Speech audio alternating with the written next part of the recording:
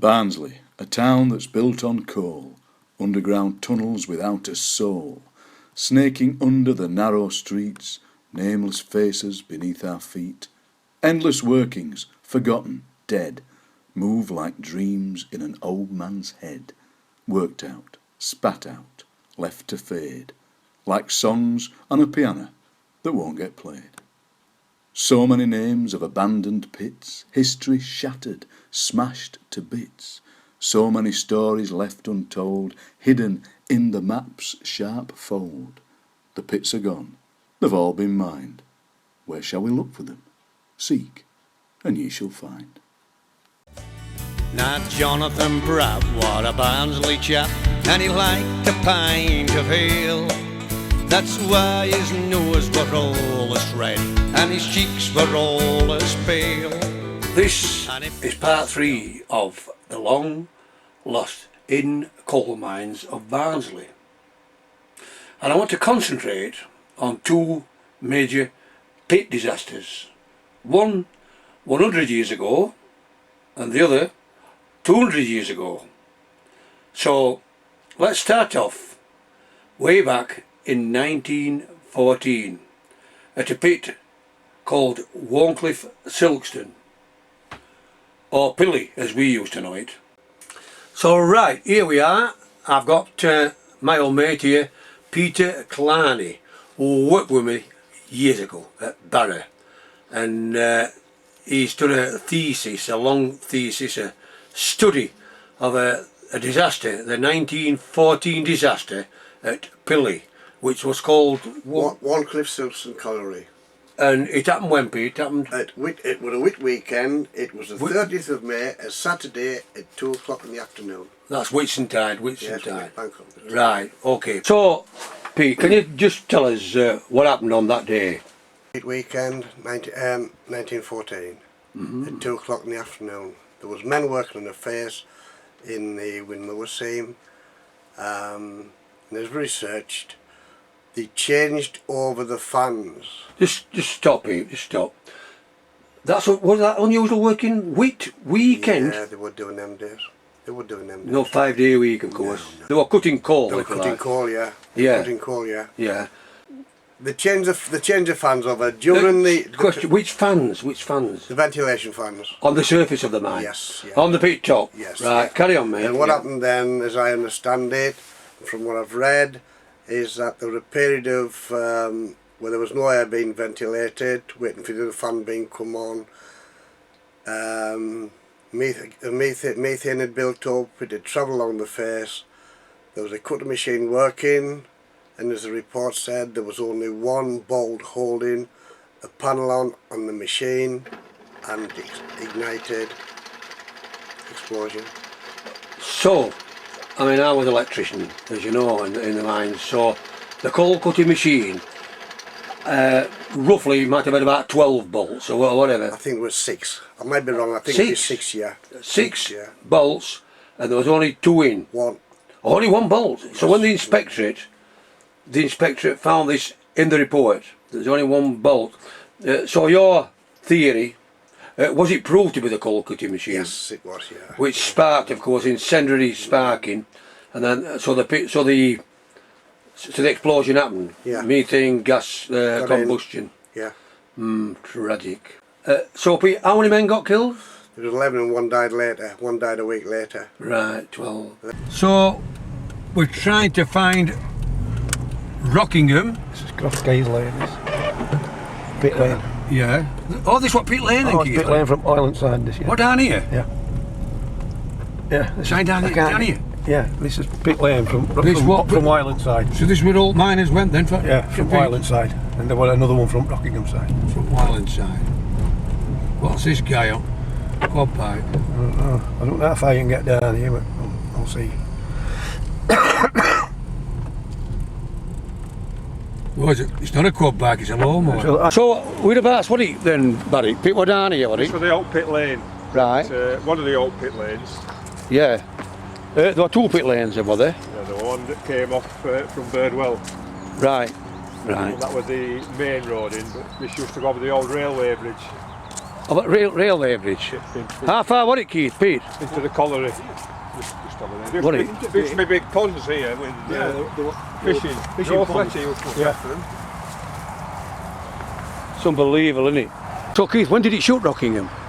79? 79. I'd left me when it shot. Did you work there then, Barry? No, I'd left. I started surveying and I ended up in management. I were. Oh! Well, I worked at Dodworth. I went to Dodworth from here, then I went to Darfield, Yeah. and then I ended up at Barnsley Main. It's a good job we won. We're just approaching the Lizzie garage on the A635 It's there, look. Sheffield Road, and which way to pick, Keith? Turn right at garage.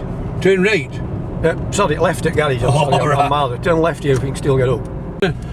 We're still trying to find Skyers Springs. What do I call Skyers Springs? And this is railway, of course. The Barnsley Sheffield Rail. No, just if there's an entrance, pull in here. Pull in here. Just pull in there. Right, that's it. What was that then, Keith? This was the entrance into Skyers. So how far's Pete up here? Well, it's quite a while. We're on site of Skyers Springs, and we think, not really sure, we think this is, It's shaft. It's got to be it's a shaft, Keith, is it? a shaft. Cawthorne chopped in. Oh, wonderful.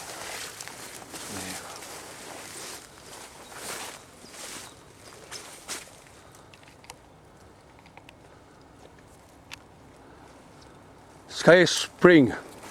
So that what shaft, Keith, and what do you say? We what drift? That what shaft? You walked past here and you went down drift. Drift for somewhere here. Yeah. There's something here and all. What is that? Ah then. That direction because there was shaft, fan house, How many shafts were there? 3? one shaft here. Just one shaft. Yeah. Drift sunk in 1952. Drift was 1952 and that shaft 1914. Yep. Right. The shed. So this what railway sidings at Skyers Springs. The time gone by.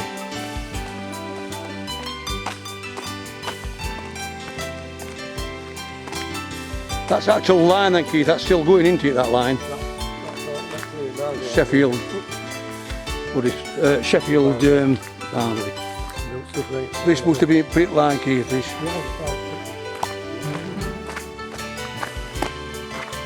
Well, look at brickwork here. It's unbelievable, isn't it?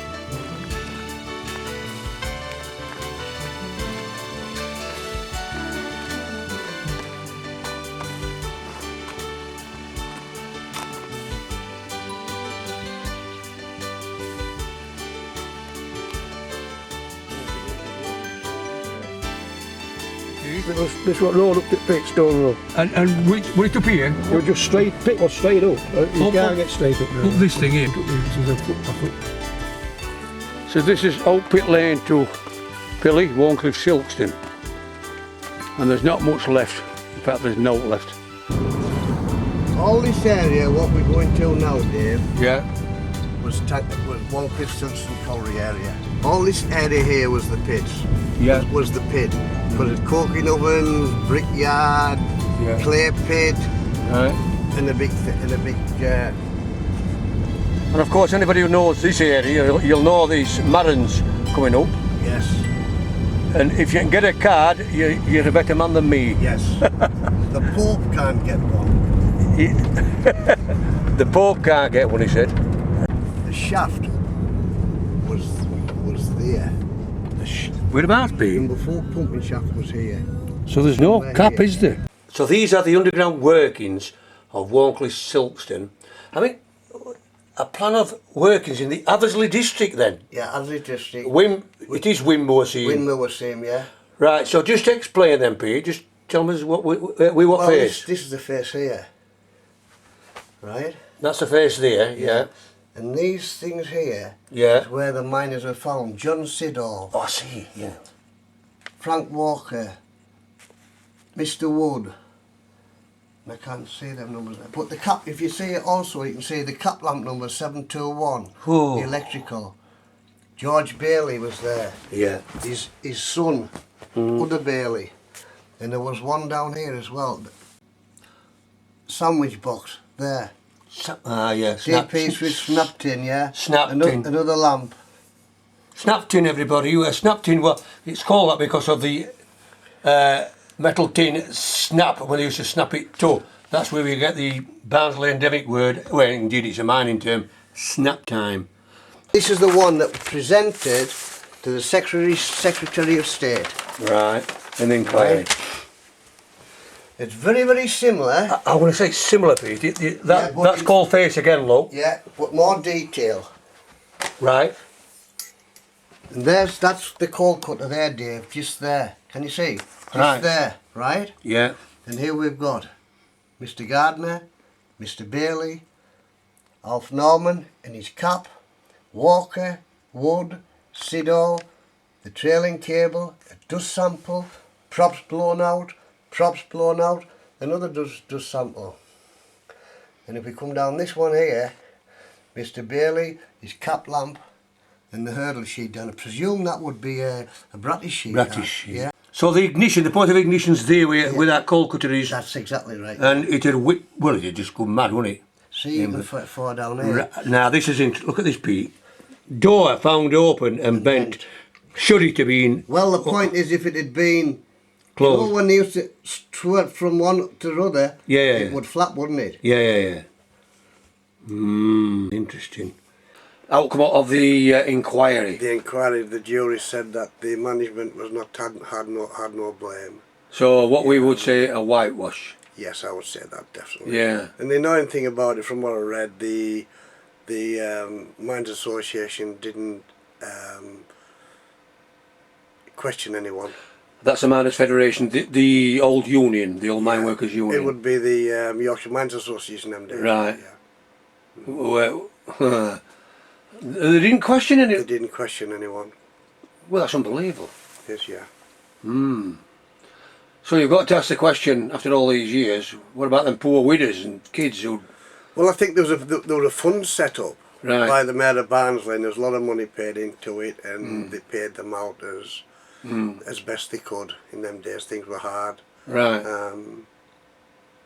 I don't know whether any of them would turn out the house or not, but it was a very, very sad time. So you've got the report there. Yes, that's the report. That's the. That's the report, and it cost. I bought it. I think I paid a couple of quid for it off a site, off the internet, and it was a report to the Secretary of State. Circumstances attending an explosion which occurred on Wharncliffe Silkstone Quarry on the 30th of May 1914 by Samuel Pope, barrister-in-law, and Thomas H. Mottram, His Majesty's Divisional Inspector of Mines. By gum, but I'm cold. By gum, but I'm cold. Me arms are like stone, me feet's like lead. I ain't been warm since I left me bed. I get right up to fire, as near as I'm allowed. Then I might get greatly warm at last. By gum, but I'm cold. So we're just approaching Cawthorne. Now this is a lovely posh area of Barnsley, but we're going to see this fella, David Hinchliffe. He was an ex-Labour MP actually, and he's got a wonderful story to tell us about his long-lost relative who were involved in an accident in the area at a pit called Norcroft. So I think this fella's him here. That's him there, John. So this is a fella, David Hinchliffe. It's wonderful. Long last to meet you, Dave. Nice to meet you, Dave. Wonderful. I'll call you Dave, can I? You can indeed, Yeah, absolutely. Wonderful. Right, so this is a list of the people who died in 1821, 23rd of May, 1821, and we start with 3 8-year-old boys, okay? Yeah. Charles Forden, aged 8, lived at Norcroft. We're going to go to Norcroft, Right. where he lived. Yeah. Buried here at Cawthorne Church 2 days later. Right. Charles Folding, we don't know anything about him, Right. other than he was aged 8. John Hinchliffe, This is your... this is my family. Now, Right. there's a number of John Hinchliffes, but my understanding is that he is likely to be my great-great-uncle. So he was the son of my great-great-grandfather, Jehoshaphat Hinchliffe, who was a collier living from around 1812 at Norcroft. Right. You've 3 brothers here, aged 10, 12 and 16. Good God. Benjamin, Robert and Charles Eyre of Tividale. Right. All buried at Cawthorne again Right. on the 25th of May. Question, do we know where these graves are? Do we have any idea? Well, I don't think they'll be marked. No. Like, there is a memorial there to the Barnby disaster in 1805. And the Barnby pit was owned by Thorpes, who owned the Norcroft pit, of course. Right. The others who died, Thomas Townend, 23, Richard Watson, 47, from Silkstone. Right. He's the only one, as far as I know, buried at Silkstone. The others are all buried at Cawthorne. Right. Thomas Blackburn, 23, and John Hanford, we know nothing about. So they're the ones who died, and incredibly, these young lads who died. What amazes me, Dave, about this 1821, it precursed before the Usker in 1838. It did. And this was relatively pushed in the midst of time. It was, yeah. And the Usker caught the thing. That Usker changed history, obviously. Because, Victoria got involved. Queen Victoria got involved partly, I think, because she was concerned that kids were working naked together and all this sort of stuff. She was concerned about the moral aspects rather than the fact that all these kids were being exploited in the way they obviously were. So in fact, I mentioned, I don't know whether you'll know this book, Brian Elliott's book. I've got that. I had the great privilege to write the foreword to it. I looked a bit prettier than I do now. Oh, wonderful. And I mention in there that my great-grandfather, Benjamin Hinchliffe, was born where we're going in 1828, and he would have known, the children, or most of the children who died in the Usker disaster. He'd have grown up with them. Oh, right. Field. Right. And we're going to go up to what was Upper Norcroft Farm, but it was converted for these cottages, and it's where the colliers lived at the time of the disaster. Yeah, there were 10 killed. They were coming up out of the pit, and the bridge, the lift cage thing snapped. Well, it wasn't a cage, and it would have been a basket, wouldn't it? Yeah. And it snapped, and they just dropped down, and there were 11 in it, and 10 were killed. Yeah. And there were, I said 6 weren't at the boys. Three boys aged 8. Yeah. 2 who lived here at Norcroft. Dwellings, was it? There were 17 dwellings altogether from the early part of the 19th century. The farm and the barns were converted, and there were 12 collier families living here around the time of the disaster. So there'd probably be others who were farm labourers and doing other jobs, but it was mainly colliers who lived here. But at the time of the disaster, Richard Thorpe, the pit owner, lived up here, and so we're going up the drive, the private drive to Banks Hall. Whoa, look at this. This is hidden away, isn't it? Look. Whoa. Well, either A, they'll help us, or B, they'll turn dogs. Well, we can turn dogs onto us. As a matter of courtesy, we can just ask them if they don't mind us just taking a shot while we're here. Yeah. Look at this. This is wonderful, isn't it? So this is how the other half lived. So this is Banks Hall. This is Banks Hall, and this is where the owner of the Norcroft Colliery, when the disaster happened in 1821, lived, Richard Thorpe. Richard Thorpe. Yeah, he'd followed on his father, Samuel Thorpe, who'd also lived here. They didn't own Banks Hall, they rented it. Leaving Banks Hall, coming down the drive, having had a very interesting discussion with Jeff Stocks, who lives there, very helpfully let us have a look round. And of course, we're going now down the drive, back onto Norcroft Lane and down to where I believe the Norcroft disaster happened. There's not a lot to see other than just a capped off pit shaft. But when we look from down there up the hill towards Banks Hall, you can see, although the grass might be a bit long now, the evidence of the old bell pits, the old day oils as they were called, where coal was being exploited for a long time, probably before the Norcroft Colliery operated. And with respect, Dave, it looks as though this lot, as though the actual miners were exploited and all. These landowning classes. The class differences were a good deal more obvious then than they are now. Although having been down through Norcroft to see the difference between the cottages and the house across the road, there's still some big differences nowadays. You're convinced that this is the actual place? I wouldn't say I'm convinced, but I am persuaded that this is the most likely site for where the Norcroft disaster was. All the pits round here were linked underground. You can see on some of the old maps. There's an argument for Lower Norcroft pit, or Engine pit as it was known, being just here. I think it was here. Others have got different views.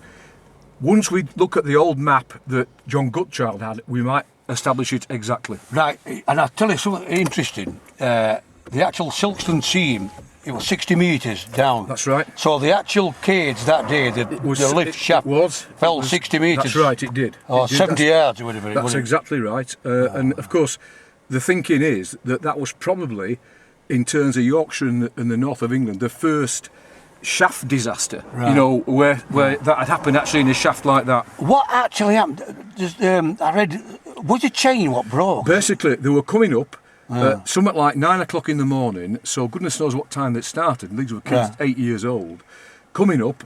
11 of them in the basket, the Cawthorne coming up, and the brig. That's the thing it was winding round. Broke. The chain snapped as well, and they dropped to the bottom. And the description of what happened was horrendous. I wonder whether my great grandfather would have been underground at the time, because clearly his son was going up before him probably, and was probably going home, you know. Because if it was here, they were 5 minutes walk from where they lived. And we know they lived at Norcroft, and we know that my great grandfather Jehoshaphat was a collier, so he would have been probably working at the same time, because it was quite often the case that the kids would help their parents, their fathers. You know, there'd be the hurriers pushing it or opening the doors, you know, down below. Sketch. And I think that was here.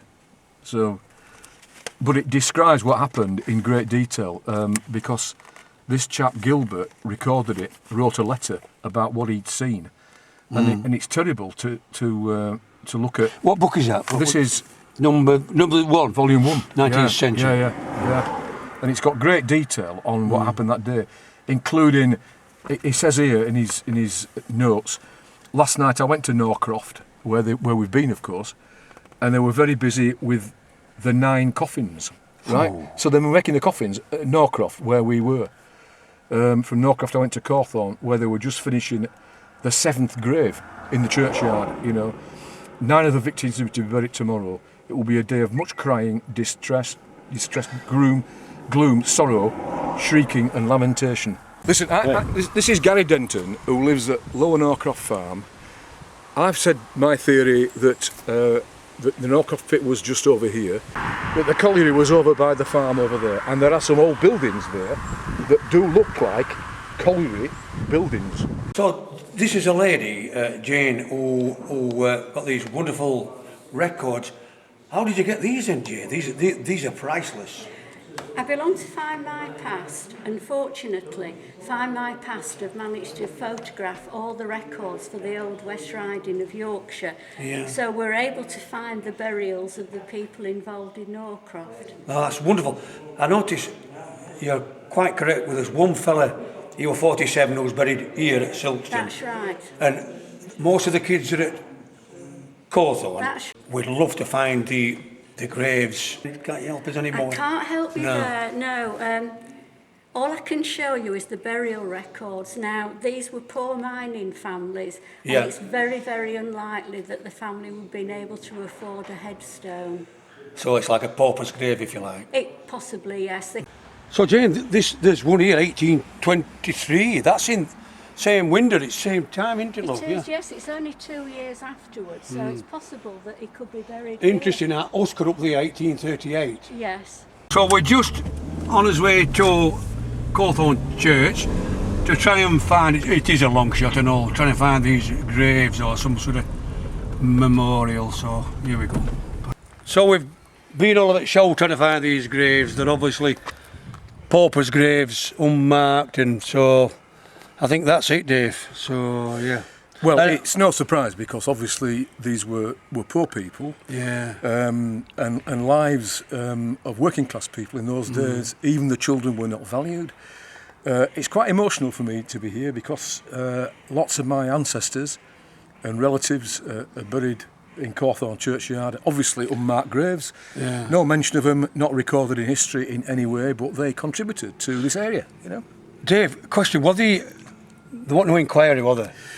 That's something I don't know. I'm checking on this because certainly there was for the Husker disaster, that was some years later. There was usually some form of inquest and it was usually held in the local pub with the body there and that's what happened. But I've never found one for Norcroft. Yeah. Well, if there'd have been one like Husker, it would have been a gigantic whitewasher covered up. So there's no grave there, there's no monument. So what's your plan? What's his plans now then? What? Well, I think this disaster should be marked. We're coming up in 2021 to the bicentenary, and it's my objective to ensure that there is some memorial. It might only be a small item outside where that pit was that people can see, so that John Hinchliffe and the Air lads and the others who died are remembered, and that colliery is marked in terms of its history. Wonderful. Right, so both disasters, as we've seen, 1914 Pilley and 1821 Norcroft, tragic events for the community, and both were whitewashed, all gone in time, all gone. Now Jonathan Bratt was a Barnsley chap, and he liked a pint of ale. That's why his nose were always red and his cheeks were always pale.